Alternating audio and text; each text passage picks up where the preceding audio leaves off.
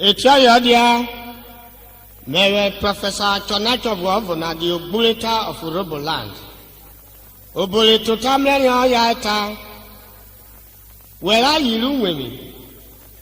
Woki Purame, Bake Bremen Rakaway. What you want on me? Upe war years running. What will be your salary? What will you complain? What you are daffy? In Memuki Woolway. Atano Rome, Onyo Yerikube me Rockman, that marriage is the highest human cooperation, and for any marriage to succeed, it must be based on love. And love is a feeling that has a totality of spontaneity. Echayadia, Ezanake walk with motor shire, a brasso, below Bako walk with motor nene. A package motor joke will of Bajiri Perena, Ozigella. Ikola kanem maye, because you're Biruo. Umemumrevu, Wayo Tevia, a backbacodata nine hero bashi, Ote Wuri Yesi Royo, or Wallabakadak by no baby could not dare. The two people that must come together to get married must possess an identical ideology. Ideology being a systematic articulation of ideas into a coherent and cohesive pattern that dominates and readjusts the individual. Where are you doing? Because of Makoto. Come a very west Ranieda. Ayerane, why will Bonigo was away? If for Keretia now shall be to Muji. There are shy way to Mujo Bada. O show me where group. Eh, Ozigella. Where I can like talk Kaya Barrow. Unemito Kero, Missia Guario, and Brava. Ozigala yi bejo, Ajenera yi bejo. On a war when now, you really, at the Barako, what are you? Ozigala yi bejo, Ozigala yi bejo, Ajenera yi bejo. On a war when now, you really, at the Barako, what are you? Ozigala yi bejo. Ozigala yi bejo, Ajenera yi bejo. And I will now, you really, at the Barako, what are you? Ozigala yi bejo, Ozigala yi bejo, Ajenera yi bejo. And I will now, you really, at the Barako, what are you? Ozigala yi bejo. And I will now, what are you? Ozigala yi bejo. At the Barako, what are you? Ozigala yi bejo. In my warrior, come away, Ozigala yi bejo. At the Barako, water for me, Ozigala yi bejo. At the Barako, water with Ozigala yi bejo. If you worry, Kajawa no more, Ozigala yi bejo. Ozigala yi bejo, Ajenera yi bejo. And I will now, you really, at the Barako, water, Ozigala yi bejo. Eh, I cannot tell you. Echayadia. Ana ikori gbo parom le ra kana banijegu ana sovocha wera sha ero kokori go wodara re yaye wore yaye tuweni bake you odegbe delora anye ko won na yire kede e mari ko wore yore ke ba progo e tora ke ba woro kiri mi dakara ko bi yo to igberoba of when because chobonu memo Ozigala yi bejo Ajenera yi bejo. And I will now, you really, at the Barako, walk out your job. Ozigala yi bejo, Ozigala yi bejo, Ajenera yi bejo. And I will now, you really, at the Barako, walk out your job. Ozigala yi bejo, Ozigala yi bejo, Ajenera yi bejo. And I will now, you really, at the Barako, walk out your job. Ozigala yi bejo. Ozigala yi bejo, Ajenera yi bejo. And I will now, you really, at the Barako, walk out your job. Ozigala yi bejo. At the Barako, walk it below, Ozigala yi bejo. At the Barako, walk out for my Ozigala yi bejo. At the Barako, walk out your job. Ozigala yi bejo. And my warrior, come away, girl. Ozigala yi bejo. If you worry, Kajawa no more. Ozigala yi bejo. Ozigala yi bejo. ajẹ́nira yìí gbẹ́jọ́ ànàwòrán náà oyè wíìlì ẹ̀jọ̀gbọ́n àpọ̀ wọn ká yọjà ó sì dára yìí gbẹ́jọ́. ètí ọ̀yọ́ ọdíà èyàrú wèrè àpọ̀gbọ̀gọ́rì ètí ẹ̀ náà àyìrú wèrè kọ́rọ̀ máa ń èsì fà ọ̀bẹ bùrọ̀dà ọ̀ṣàrì èvùrú wèrè yìí pọ̀ náà elébùgò bòròbó ìwà wànyẹ́ náà yẹ̀rọ fariẹ́rì nẹ̀nẹ̀sì rẹ̀ ṣègínẹ̀ owó bí ẹ̀rẹ̀ nẹ̀sẹ̀ ọ̀nàgbọ̀dì náà jọ̀rẹ̀ pa ẹ̀nìrìn orin ẹ̀rìn mi ń yọ̀yìnbó ó sì gàlà ọ̀gẹ̀lẹ̀ kè mú wọn ó di ìkìlọ̀ kè wọ́nyọ́ ní ẹ̀dá òkúrẹ̀ yọ yẹ̀rọ ọdún keje wú rẹ̀ mẹ̀rì yóò fẹ̀ nànà lọ pẹ̀lẹ́ yàrá dé màmọ́rọ́ rán ìdè mùdí akọ́ṣà ara níyẹn akọ ọdún kàyìn náà yàtọ̀ náà tọ́kadà ẹ̀ ti nàná rẹ̀ adìogbò ìlówó rí ẹ̀ pọ́n rẹ̀ ìmọ́tò gọ̀rọ̀wọ́rọ̀ kí fẹ́ ní gòdò ọ̀rọ̀ bí mọ́tò dùwú sàbẹ̀ mọ́tò nùrẹ́ ìmọ́tò kọ́wé ìmọ́tò rẹ̀ pèrè ìjẹ́kẹ́ sí mẹkáníkì ẹ̀dẹ̀ iná nana kẹ́dẹ̀rọ̀ dé àyè mi ọ̀ṣà rẹ̀ yí gòrò ẹ̀tọ́ ó wọ́n tẹ́lẹ̀ ọ̀bí waterproof tù gẹ̀tọ́ ọ̀ṣà rẹ̀ bẹ̀ náà yẹ ó bọ̀ ọ́ rẹ̀ kpọ́bù yomi ǹyọ̀ ìkọ́nù ẹ̀ ńwáńwá òyìnbó kọ́ yẹ wọ́n kọ́ yẹ ó tọ́ ni náà scatter my hair kẹtí ìyànàkú wò ó tẹ jẹ́ pẹ̀lú wò ìgò bọ̀ ọkọ̀ náà kọ̀kọ́ ètò yọ̀ ọ́ díà àyè dé pé kìrì sí ọ̀rọ̀ rẹ̀ kó wọ́ gímí yé nẹ́kẹ́ àyè pé kìrì sí ọ̀rọ̀ la di gàrí òmù gàrí pickup ní ọmọ abúlé kò ọ̀rọ̀ sà àyẹ̀rì tẹ́ bọ̀dọ̀ rìmọ́tò ìmọ̀tò bọ́ ẹ̀dá ọ̀bọ̀ bí kébé rìmọ́tò èrì wọ́n ìnáwó tiẹ̀ mọ̀ pé òbòláwọ̀ gẹ̀rẹ́ mọ́ yẹn alágbọ̀nà ìṣòro ìlú ẹ̀rù iná nẹ̀ náà lóde ebi kó wọ̀ọ́rá yìí ló wẹ̀mí lówó rà wọ́mí bìtọ́ ṣàrẹ́ wẹ̀rọ ṣàrẹ́gbà lójú wọ́rà wọ́rà rẹ̀ wọ́n hàn àyè rẹ̀ wọ́rà hàn rẹ̀ mọ́ rẹ̀ asanagbara mọ́ṣọ́ kónóṣe ìrúwẹ̀sẹ̀ ọ̀rìn ẹ̀dá òsìgára yìí gbẹ́jọ́wọ́ ajẹ́nẹ́ra yìí gbẹ́jọ́wọ́ ọ̀nàwọ́rọ̀ náà oyè rírì àjọbára kọ́ wọ́n ká yọjà òsìgára yìí gbẹ́jọ́wọ́ òsìgára yìí gbẹ́jọ́wọ́ ajẹ́nẹ́ra yìí gbẹ́jọ́wọ́ ọ̀nàwọ́rọ̀ náà oyè rírì àjọbára kọ́ wọ́n ká yọjà òsìgára yìí gbẹ́jọ́wọ́. mẹ́ẹ̀rẹ́ àjọ̀nájọ́ rúròbó pẹ̀lú ròbéjọ́ èyí rẹ̀ ní mọ́ ya gíyọ ìmọ́tò tẹlifíṣàn nídìí ìjẹ̀gà ó ti ṣe kòkòrò nígbèrè rẹ̀. An orator is only fully appreciated when fathomed in the magnificent totality of his expositional identity. ìrẹ́rù iná nínú ọ̀bọ̀lẹ̀ tó ta òròbó mẹ́rin kọ́ ya ẹ̀ta.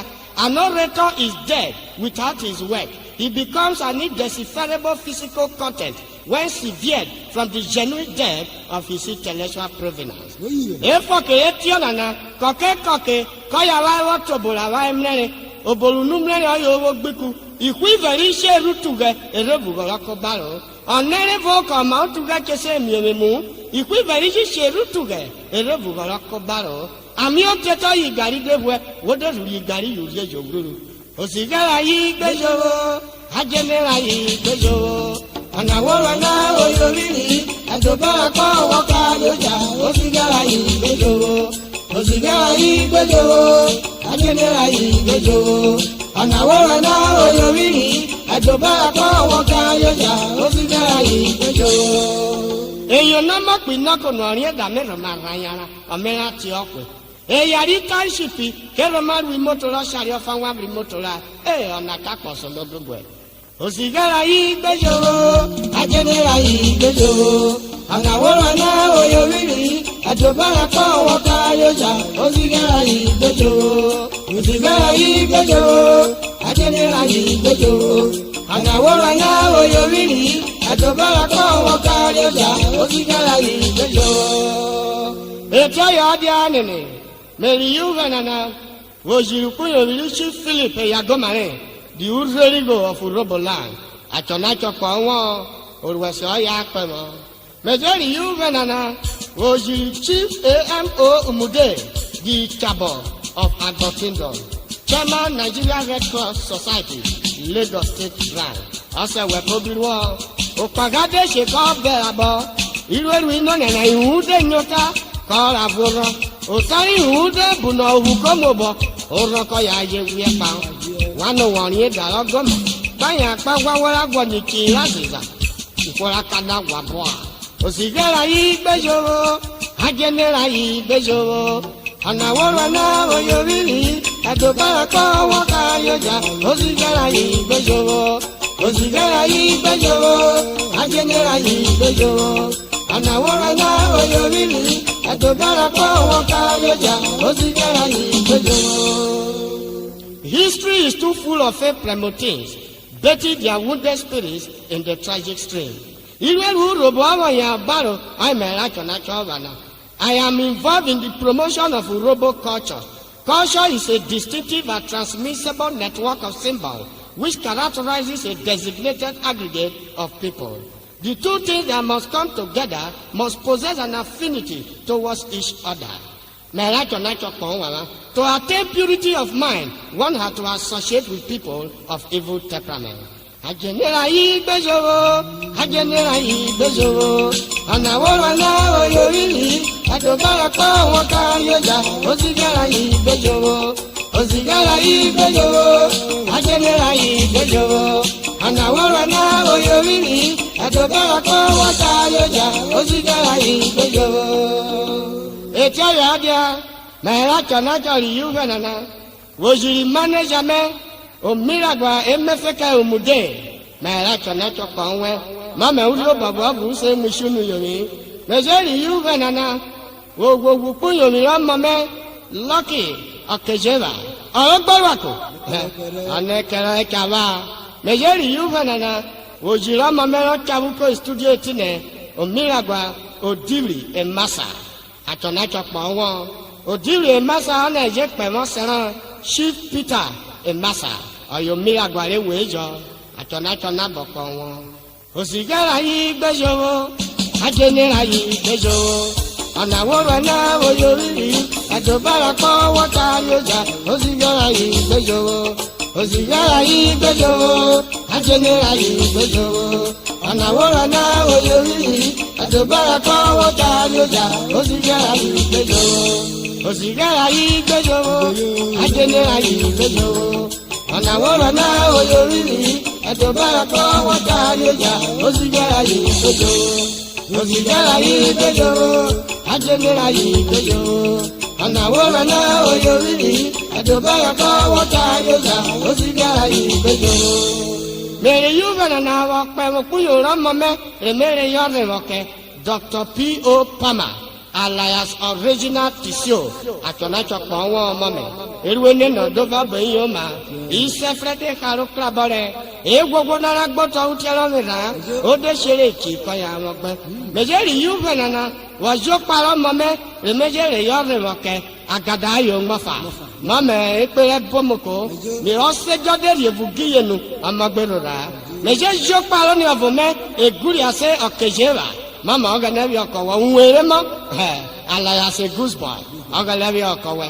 Iweru ino na orode atona chocha ya baro efokire ya mi oba olodobo o miragwavo leso beri lowo bi akona igolo rere te wale yaye adam ri ko be ya ve mara ere keka o mako mero uruko sio o beri na go de china indigo wa bulo raina ai lo donogbo iko be ya la ve mara eda keka e vonogbo la je keka oberi koke ne adonogbo ogbonogbo igigera agwata onogbo ko kwiri club oluwoko oberi wa baboya igigera wa baboya onogbo onogbo ko kwiri club okeluwoko oberi wa fonogbo na bora ifete ni igigere agara jamuro mote bibie wawawa logori kokoko ikoke jo bi seri ide wure pa oberi amate ko taboriyo ko wa ko sari koko me nitunwe emimri yen ne ko ni me oberi ko salamote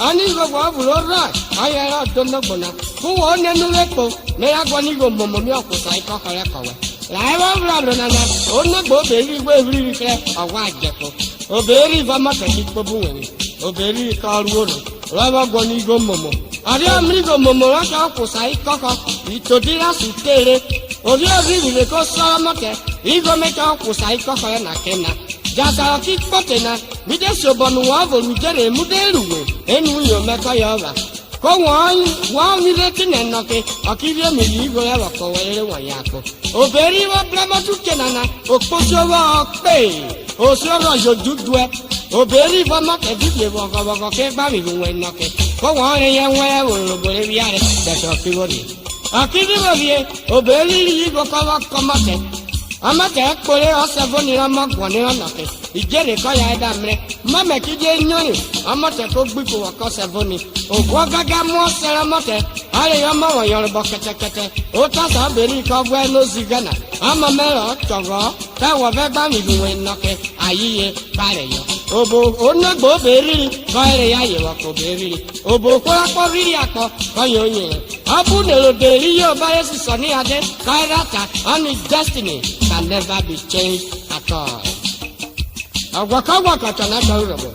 Meri yuga nana wakwebuku yoriri nyaro ode. Ayobu ne lo de urobo wero kwa achana choko wo. Anu wana emelu ikwe kolo urobo. Mejeri yuga nana wajo pare admira barisa okoro wakobiwo ayobu ne lo de lokwa urobo penyo achana choko wo. Ode oni ofome Nathaniel Oruma. Prince Nathaniel Oruma. Alright no Oruma. Aneki dari. Hada kamlo ko lure. Atona choko won. Meri yuga nana. Wo pemu ku yoriri shift mind Omeru. Ase we ko bi won.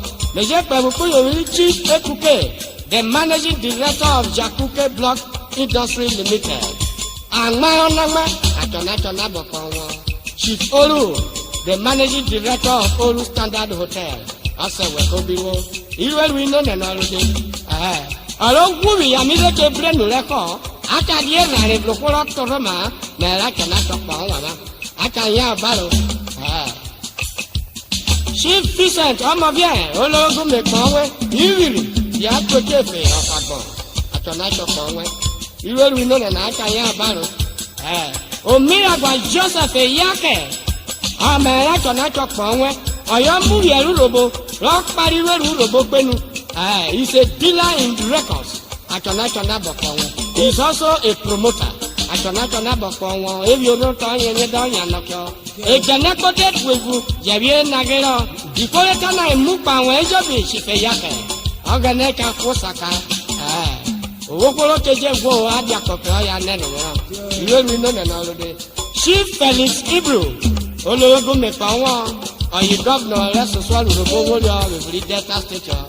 Mejeri yuga nana, wakwe Chief Sunday Agbubu, the managing director of so many Nigeria Limited. Ewene na Dova Boyoma, Chief Godwin Inuma, the managing director of Aro Okorokoro.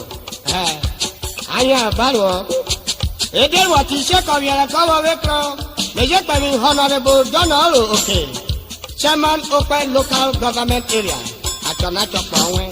Mejeri Kuyori Honorable Friday Ani, the Chairman Uria Local Government Area. Every evoker of a Rakube, birds of identical plumage congregates to the nearest proximity. Ibabi Baba Sierra Misowe, Bakabi Vesere, Epetiravo Gesema Poto, Tefo Bonero. Mejeri Kuyori Honorable Edward Akpede, the indomitable Chairman, Ethiop East Local Government Area.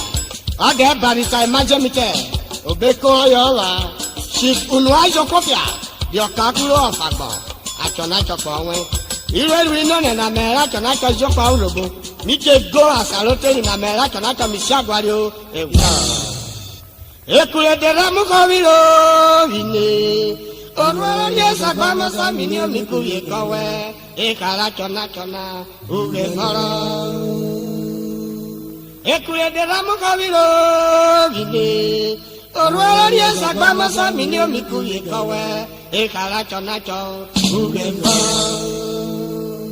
Mejo palor wali minure Ekulu osi okwe mwema osi okwe mweje Achonacho kwa wala Okelawa kokwe studio glow Ibri bloka ye niso Ewa diure ike bevonu so uvia ke nore Jalo pe kwa iron mare Oke ria umriwe Mera chonacho urobo misia kwa yo Ewa